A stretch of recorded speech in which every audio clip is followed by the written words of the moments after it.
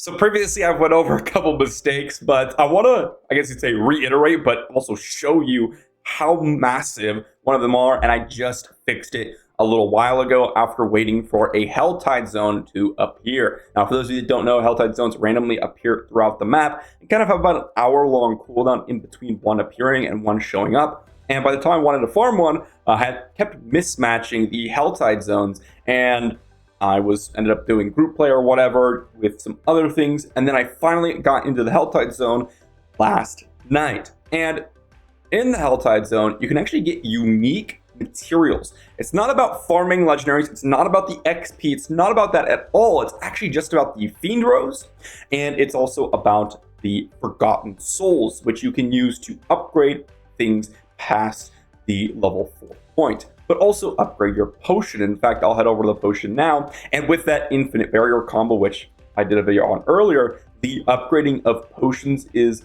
critical to help you even further increase the combo's viability. And if you look here at the Alchemist, the major healing potion and this one here, the superior healing potion, needs quite a few Forgotten Souls and Fiend Roses, and you're going to need to upgrade that if you wish to get a massive value. You can see the value here, getting an additional 300 life on the healing potion. So I haven't been able to upgrade that, but also, even more importantly, is the gear upgrades. And I want to show you what I mean by this. So if I were to go down to the blacksmith here, a lot of people were, well, I should say a lot of people, but a couple people were memeing on the fact that, oh, you're only getting like +4 armor, whatever. But in that video, I mentioned a couple of extra stats as well, because you're going to get the armor, but you're also going to get the stat upgrade, and that's where it really comes into play. So we talked to the blacksmith here, and I wanted to upgrade something. Check out what happens to my gloves here in this situation. I upgrade. You might notice that I have critical strike chance, attack speed, twisting blades, dexterity. Boom. Now I'm getting 0.7 critical strike chance, 0.8% attack speed on dodge, 3 dexterity, and 1 twisting blades level. Doesn't even show that I can actually break that cap. But actually, a lot of the pieces going into the, you could say, next tier have this exact situation that happens. For example, here, your cooldown reduction, base attack, cold resistance. If I were to get my boots, extra rank of dash from 2 to 4. I'm going to go to 3. Right, get extra stats there. For my pants, if I were to upgrade that, which is the temerity, not really anything there because it's not really a stat increasing, right? But essentially any piece that I wish to upgrade that has that stat or a skill upgrade tends to increase. And I'll try to go ahead and run over to my stash to pick up another item just to show you. The level 5 upgrade is critical for a few pieces. Your weapons, okay? And any piece that has some sort of skill upgrade that you truly care about. So I'll go ahead and showcase the pieces that I got from the stash here, because I plan on swapping back to another build, and I want to show you all what that looks like in the end game. But in that case, I've been saving some pieces, and if I wanted to upgrade it here, you'd see the helmet here has +2 to 3 ranks of poison imbuement. If I upgrade it, boom.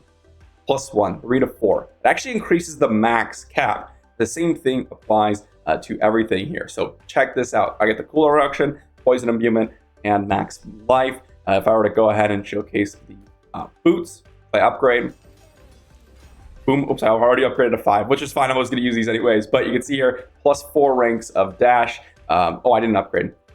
That's fine. So you can see +4 ranks of dash already, and then looks like I've capped out. So 4 ranks of dash is the entirety of the upgrade. But if I were to do this one, which is poison imbuement as well, upgrade here, that +2, +1. So +3 ranks of poison imbuement.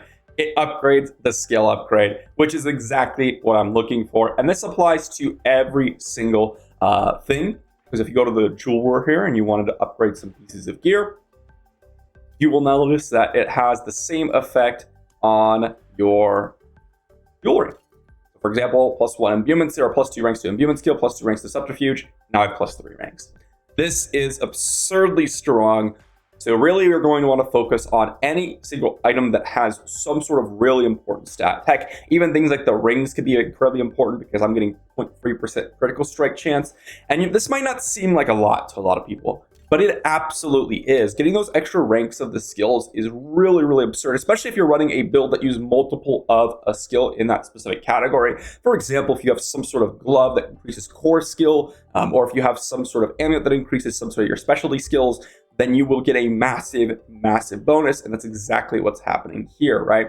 So I wanted to show this because a lot of people did not know this. And in fact, I had not even considered it for a while until I started running Helltide Zones and started looking at the upgrades a little bit more in depth. And there's also one other thing that I hadn't even mentioned here that you could do with the Helltide Zones, and that is re-rolling stats, which I still have not done because I'm still working on getting some more upgrades from the Helltide Zones. And again, this is something that honestly I had underrated beforehand, and I wanted to get the message out on how powerful it is, not to permanently farm, but to get some materials so you can get some value from it. So if I have this item here and I wanted to re-roll it, let's say attack speed from dodging is not something that I care about, right?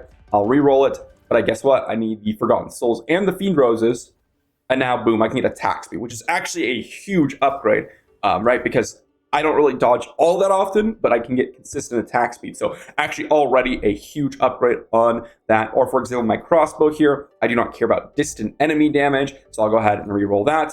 And look, 76% to all, or 76 plus to all stats is actually way better because I don't get any distant damage ever.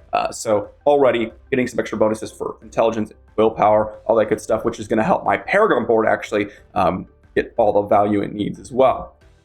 Right, getting those bonuses on the Paragon board. I wouldn't have had the bonus to crowd controls enemies if I didn't have the 76 to all stats. So even that was already a big bonus. And you should absolutely be grinding out your Helltide Zones when you reach World Tier 4 and you start to reroll your gear. Helltide Zones should not be done in World Tier 3 in my opinion, but when you do get to World Tier 4, then you can start farming it for those upgrades, for those enchanting. So definitely do this, guys. It is huge, specifically for those ranks of skills. My pieces that I'd recommend are going to be the amulet, then the gloves. I'll flip myself over so you can see.